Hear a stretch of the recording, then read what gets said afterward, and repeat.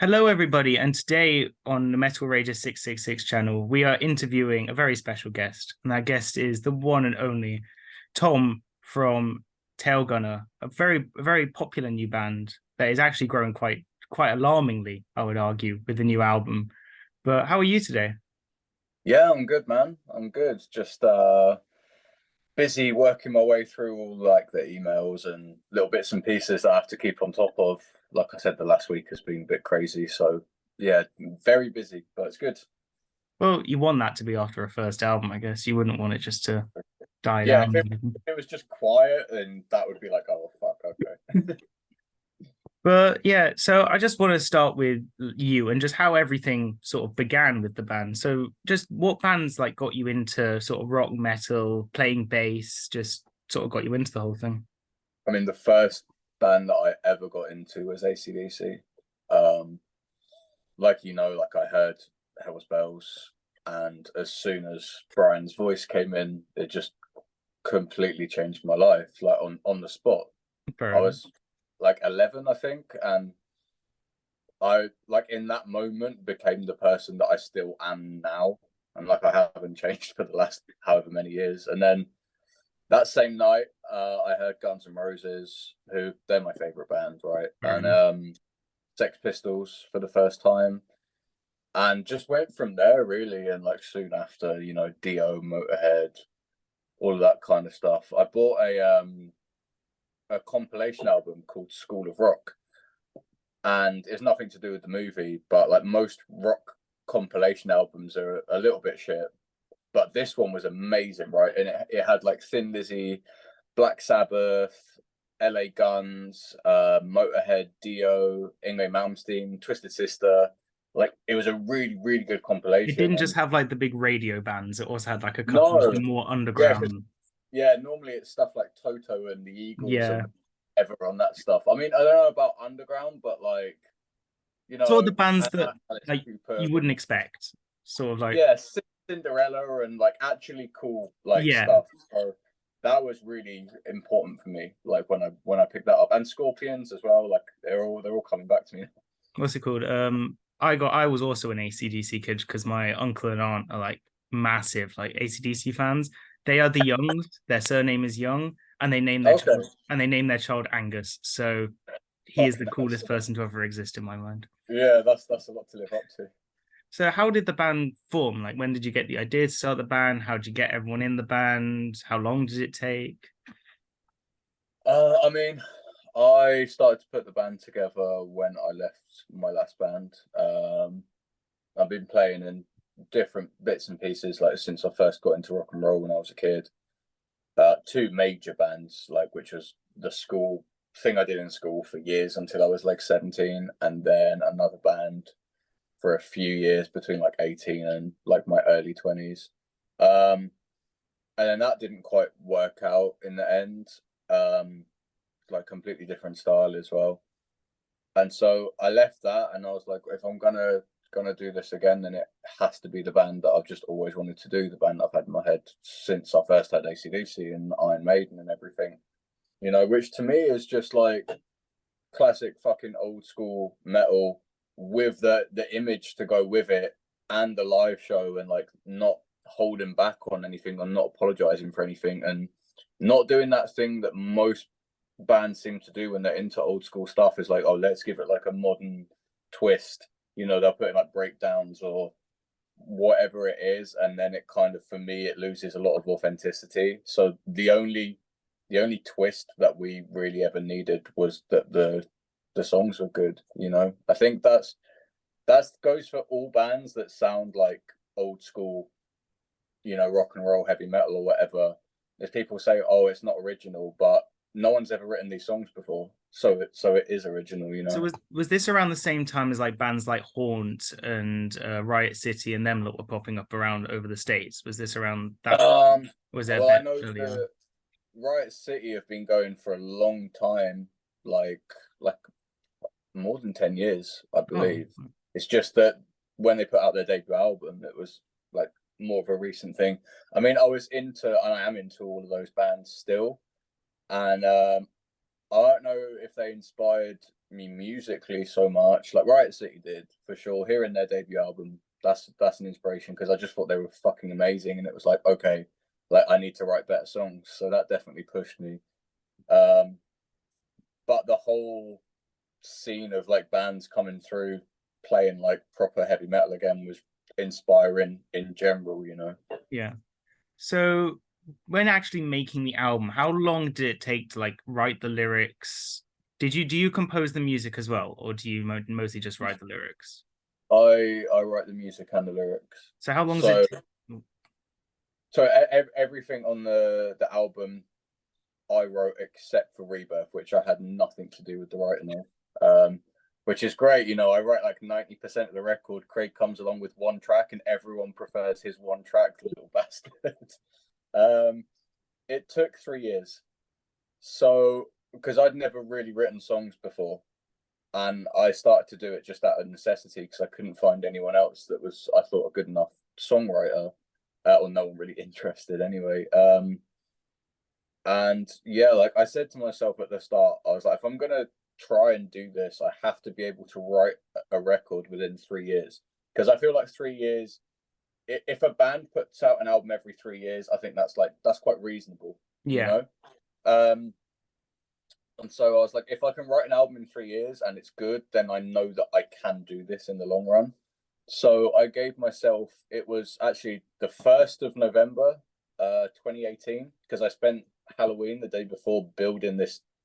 I say it's a home studio. It was like my mum's garage with like a desk in it and like a sofa and shit, right? And then I spent like 3 years writing, so until Halloween 2021. And then, like, as far as I was concerned, that was like Halloween was the last day to finish the record. And then again, from 1st of November 2021 to Halloween next year is the writing for album 2. And So have you that's sorry. So have you already started writing the next album, or is it going to sort of be having a little break and then? no, we've got 7 tracks done. It's a pretty good amount for Yeah, only a couple years. But I like, well, yeah, that because I started, writing that November 2021. So yeah, nearly a couple years. And we have just over a year to finish the writing for this album, for the next album. But I really like as well, it's purely like a coincidence, but the way the timing worked out, where like the day to finish writing an album is Halloween. I think it's quite a cool thing for me anyway. I mean, it fits the whole vibe of metal and stuff. Yeah, it's the whole metal thing, yeah. So moving on to sort of this year, but before the album came out. So you lot have done a couple UK tours going sort of from last year, moving on to this year. And you also then played at like stuff like Wildfire Festival. Then you did the big show, which I saw, luckily, which was opening for KK's Priest. So how did you think like those types of shows, but especially the KK's Priest show, has helped your band grow with the British metal scene? Massively, dude. I mean, Call of the Wild was cool for us because festivals in the UK, rock festivals or whatever, they tend to rely more on like the new wave of classic rock scene, like blues rock stuff, and it's quite hard for a like British heavy metal band, I think, to get onto these sorts of things. And they believed in us like quite early on. For one of the bigger festivals to book us like pre-debut album was really, really cool, and like main stage, and you know, so that definitely helped us. Headlining Wildfire maybe didn't bring us to that much of a new audience, but in terms of like what's called social proofing, that was great because it's like our name on the top of the poster, like we're headlining it. And even if people aren't going, they go, oh fuck, like they're headlining now, you know. So that was cool. And then the KK show helped us a huge amount. Like, as you can imagine, if you're able to show people that KK Downing likes your band, like a lot of people go, oh fuck, like I better listen. So the timing as well, like I was saying to his manager and stuff, like the timing of that show couldn't have ended up being more perfect for us. Like basically a week before the album came out, like I think it's really, really helped. I remember talking to people at the front because I was near the front. I wasn't directly at the front, but I was like second rowish. And basically people I were talking to who had either listened to you like because you were the opening band, so I'll check them out to see what they're like, or had seen you first there, they were immediately going over to the merch store, picking up the EP as an audience member, basically going to check you out. that So really helped you grow. I would what say did it that feel like like from I was at least from talking what I to, saw Zach after the like in between, and he was like, we've never really played to like this size of an audience before. So what was it like, sort of like walking out to that stage and sort of seeing this very wide area? I know it sounds like a weird thing to say, but for me personally, I don't know about the rest of the guys, but when I walked out, I'm not thinking about the size of the crowd or the stage or anything. I'm just thinking about doing our show. And that's something I said to the guys before we went on when we were like at the side of the stages. Like, don't play the event and don't get caught up in like how big it is or whatever. Just play our show that we know we can do, and if we do that, then we know everything is going to go well. Yeah. And it wasn't until when Zach's doing his like solo before Hall of the Mountain King, and like I got to pick up my beer and like have a sip, and then because I'm not playing anything, I can take a moment and look around, and that's when I was like, holy shit, you know, because from the stage you can't see the back of the crowd, so it felt like huge, you know. And waiting by the side of the stage as well, like when our logo went up on the massive TV screen and all the lights went down and everything, was that was pretty cool. So on to probably the biggest thing that's happened to you this week, the new album releasing. What has the reception been like overall? Like from fans, from critics, what would you say like is the common consensus about the album? People seem to really like it, man. It's certainly caught us off guard, and it's caught our label off guard as well. We weren't expecting a response like this. Obviously, we put out an album that we thought was good, that we're proud of, but for it to get the reception that it has, and like, I want to say too much because we find out all of the numbers and stuff for the first week tomorrow. But to get the amount of sales as well, like, we're looking like it might land on a few charts, which for us is just like, that's fucking crazy. Like, this album cost $2,500 to make. Like, that's not much at all. No, and that's for like the artwork and the photos and graphic design and everything, right? Like mixing and mastering everything. That's the cost of like 1 or 2 days in like a pro studio. And to be able to do that and to put it out on a label that only started last year and hopefully land in a few charts is like, it's basically unheard of. Oh, sorry. No, it's fine. Like, yeah, I was just gonna say is everyone like like if you could see our emails, like everyone's kind of like, what the fuck is going on? It's been really cool because I've been there since I actually got a message from you guys telling me to check out Guns for Hire, the first single. Nice. I've been there since the start. It genuinely, my Twitter feed has just been people listening to your album, people checking it out, people giving their opinion, giving their. I would say that there is also a sense of very much like a community with this album, and I just want to say this because I've heard it from other guys that one thing you guys do is you interact with your fans a lot. Like you did the live stream to release when you release the album, you message your fans back, you email them back, you respond to comments. How would you say building that core fan base has helped this fan base become much stronger, and how do you think it will help you in the future? Oh, it's massively helped. But it's like maybe we don't look at like the things that we do, like, you know, obviously communicating with fans and everything as something that will help us. It's just something that it feels right to do.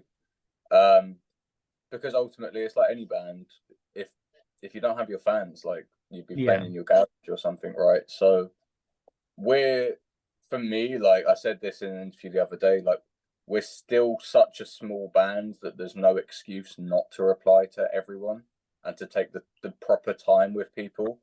So I understand when bands can't do it when they're bigger, because it's like, you would become a slave to like your phone.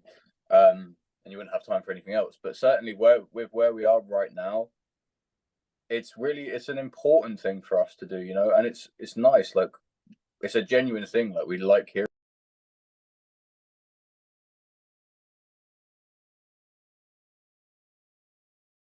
from people, and like, we love the fact that, you know, people dig our band and stuff. So yeah, that's where it comes from, really. I mean, it's getting to the point now where I spend like literally 2 hours every night before I sleep just like replying to shit, but I enjoy it, man. It's good time to listen to some music as well while I do it. Just going on to the songs of the album, not what are the not what the public would say, but what are For your me, like personal I said favorite this in an interview the songs other day, that like, you've written? we're Or still such a small band that there's no excuse not to reply to everyone and to take the proper time with people. So I understand when bands can't do it when they're bigger, because it's like, yeah, you would become a slave to like your phone, and you wouldn't have time for anything else. But certainly where we are right now, it's an important thing for us to do, you know, and it's nice. Like, it's a genuine thing. Like, we like hearing from people, and like, we love the fact that, you know, people dig our band and stuff. So yeah, that's where it comes from, really. I mean, it's getting to the point now where I spend like literally 2 hours every night before I sleep just like replying to shit, but I enjoy it, man. It's good time to listen to some music as well while I do it. just going on to the songs of the album, not what the public would say, but what are your personal favorite songs that you've written? Or if it is Rebirth, then you can say that. What are your favorite songs on the record? My favorite two tracks on the record are Guns for Hire and Rebirth. Guns for Hire is the song that I'm most proud that I wrote. That's why it's the title track of the album. I personally think it's the best song on the album, and for me, it means, I mean, I'm biased, obviously. Like, it means a lot to me because Shadows of War is the first ever like metal track that I wrote. That's why it's the first one on the album, because the way that I wrote the album was, when I started, the first 10 songs I wrote, that was the album. And then every track that I wrote that was better than the weakest song, it replaced it for like 3 years. And Shadows of War went in to open the album because it was the first song I wrote, and it never got replaced.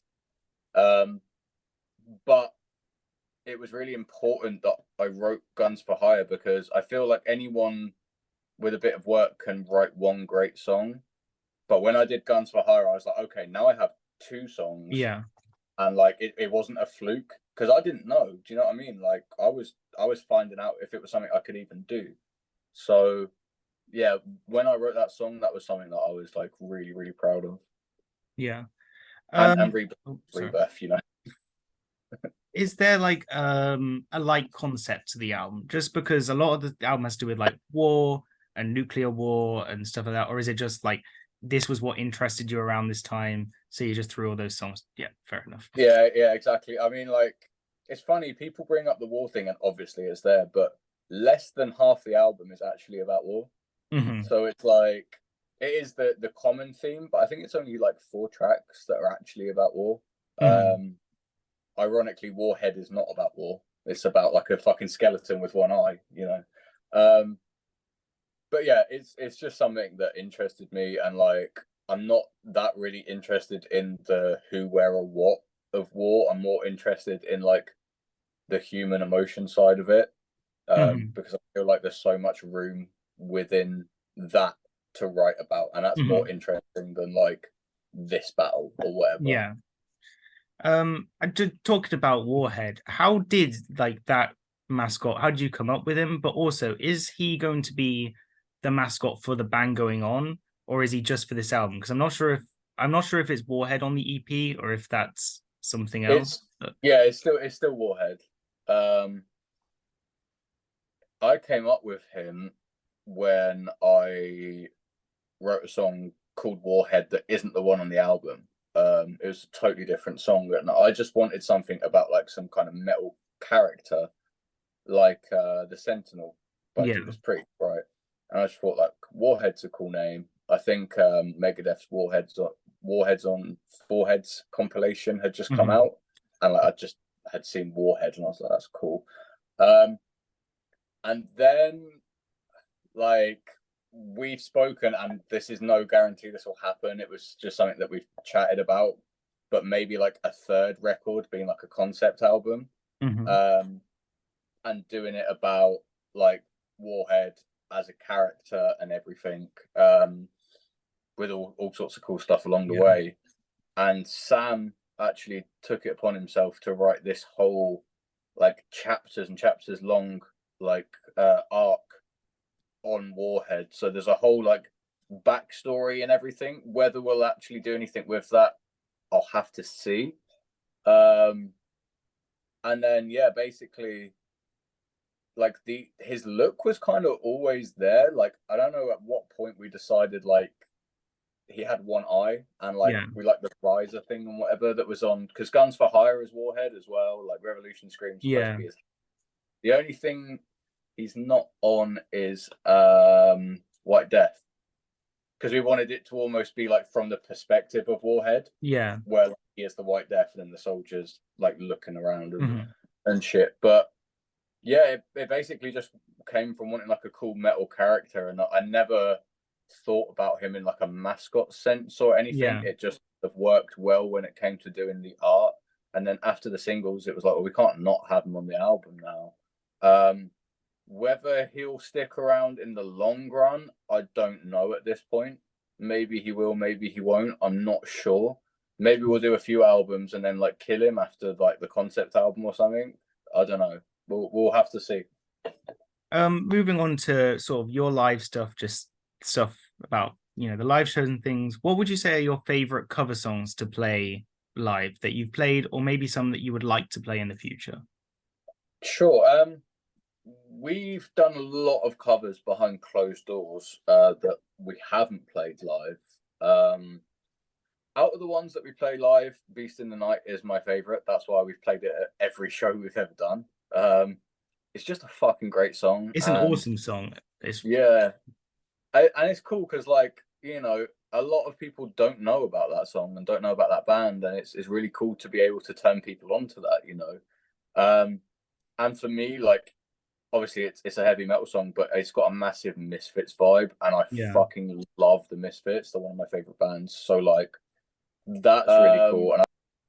And then yeah, basically like his look was kind of always there. Like I don't know at what point we decided like he had one eye, and like we like the riser thing and whatever that was on, because Guns for Hire is Warhead as well. Like Revolution Scream's supposed to be the only thing he's not on is White Death, because we wanted it to almost be like from the perspective of Warhead, where like, he is the White Death and then the soldiers like looking around and shit. But yeah, it basically just came from wanting like a cool metal character, and I never thought about him in like a mascot sense or anything. It just have worked well when it came to doing the art.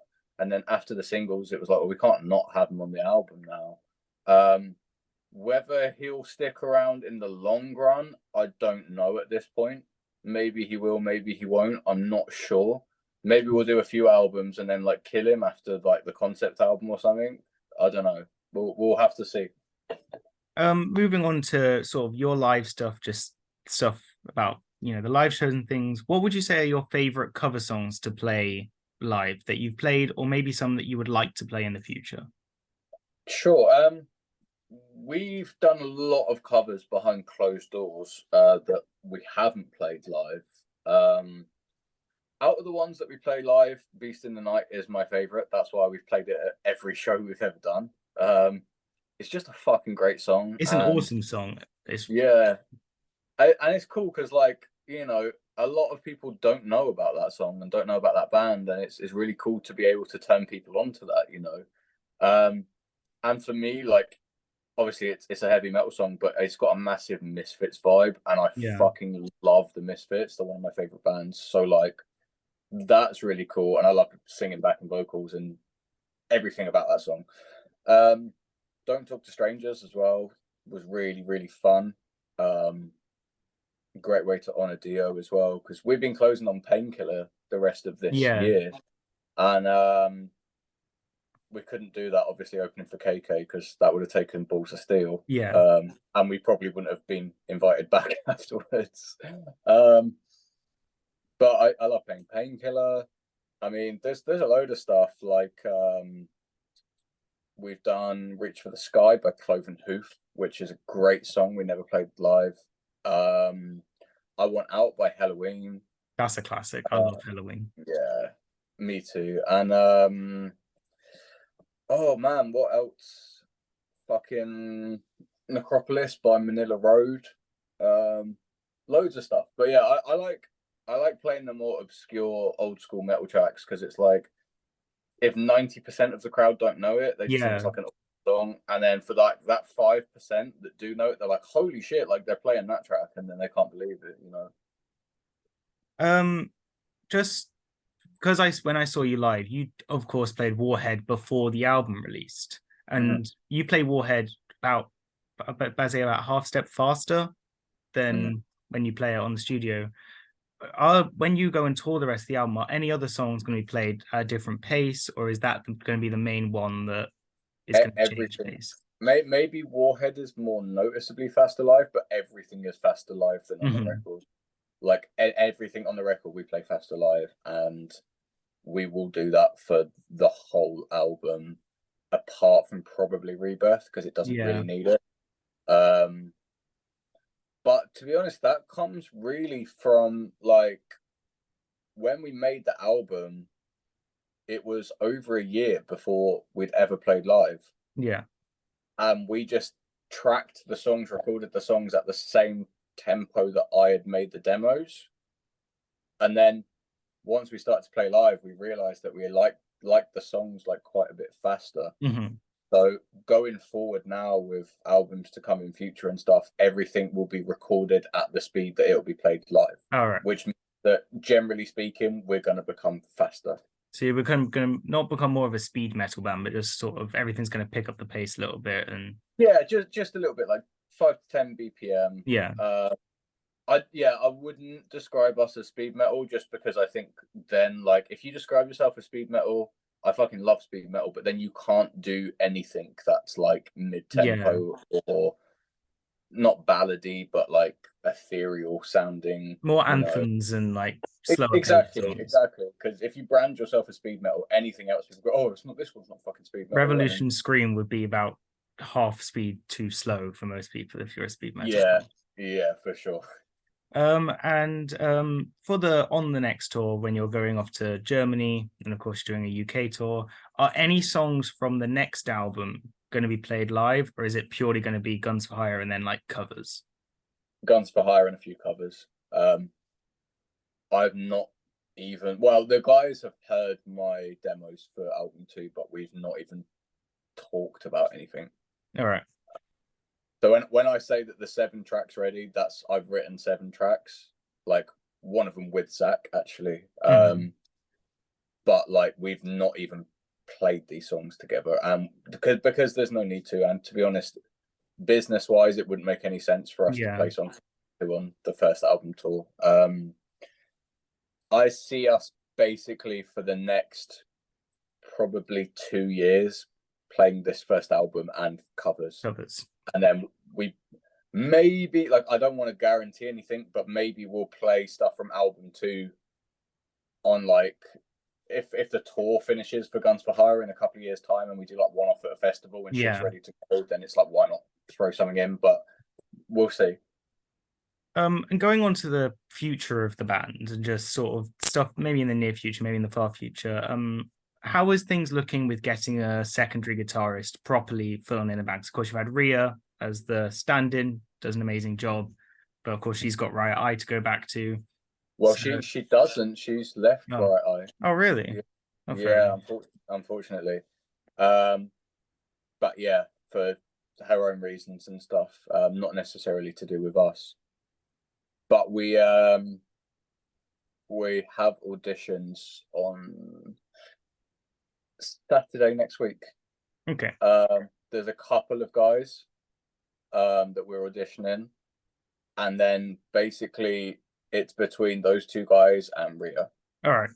So Rhea she's in the mix, and like Ria wants the job as well. So basically, at this point, we don't know who it's going to be. We're going to play with these 2 other guys, and then very soon after that, we'll make a decision. Because then we start tour rehearsals in August, but we may not announce it until nearer to the tour, just because I would like to do photos and things with the new lineup and announce it properly. So we'll probably decide really in a couple of weeks' time, and then we'll announce it probably around September. I mean, at the moment, we're planning to do a new video in September. So it may be that we announce the lineup with the photos that will go with that music video. And going on to sort of your next album, maybe stuff after that, are we gonna hear not a drastic change in sound, but with the popularity of, I would say from what I've seen at least, Crash Dive and Rebirth, sort of the 2 songs people are really grasping onto. Would you more go in that direction of doing certain songs longer, or are you going to sort of stick to your guns of being more of a like sort of more traditional heavy metal band?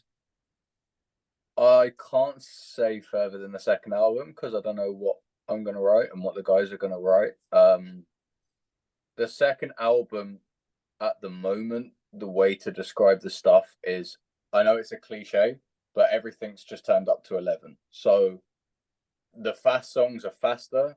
Yeah. The thrash riffs are more thrash. The epics are more epic. The choruses are more catchy.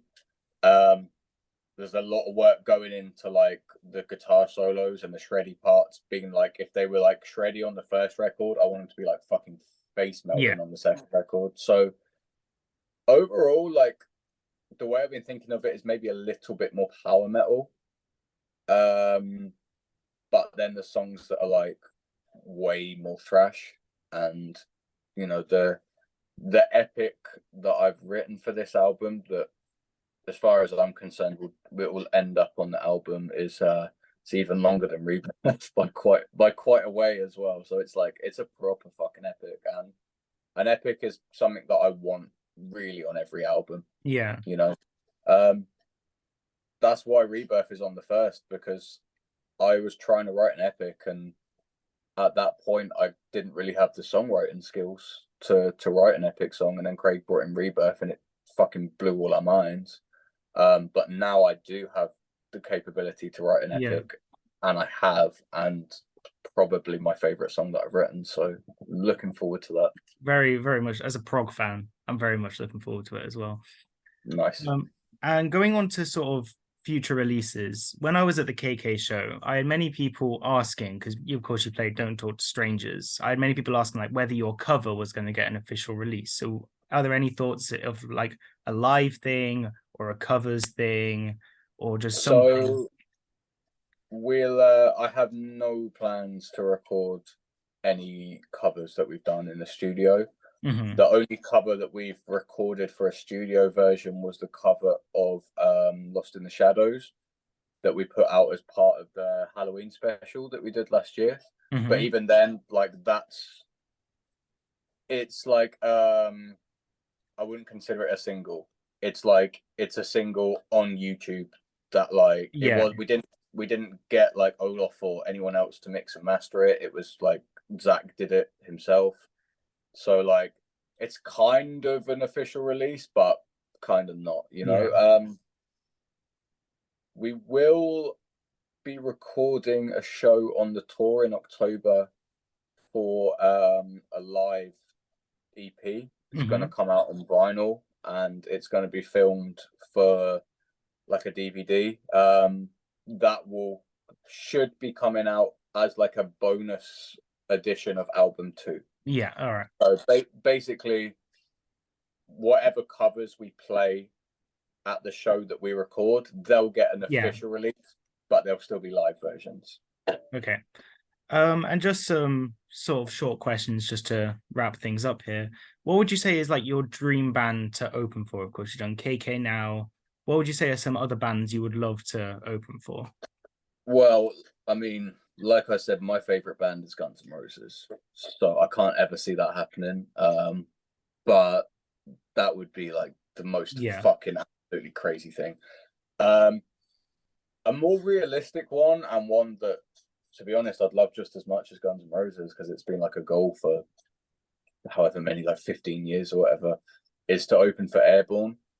They're one of my favorite bands. Like, them, to me, when I was a kid, when their debut album came out and the size that they've gotten to and everything, they're my proof that you can still do this sort of thing in the 21st century and become big and successful and everything. I'm going to see them next week. Like, for me, they're the greatest live band on the fucking planet.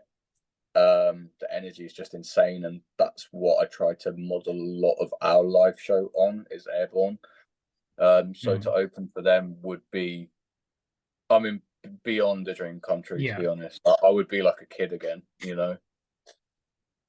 And just as a final thing, if someone's like on this interview, they've never heard of you before, or people are a bit sort of on the fence for you, how would you sum up Tailgunner in like a sentence or two? Like, what would you sort of be your sales pitch for the band? Laser guided riffs and hooks that kill, fast, loud, catchy as hell, designed to take your face off, and on a mission to put British heavy metal back on the map. I probably couldn't say it any better myself. Thanks, Steve. But yeah, thank you for this, Tom. It's been a pleasure talking to you. Yeah, you're welcome. Thanks for having me. And well, we'll see you all next time on the Metal Rager channel. And thank you for watching.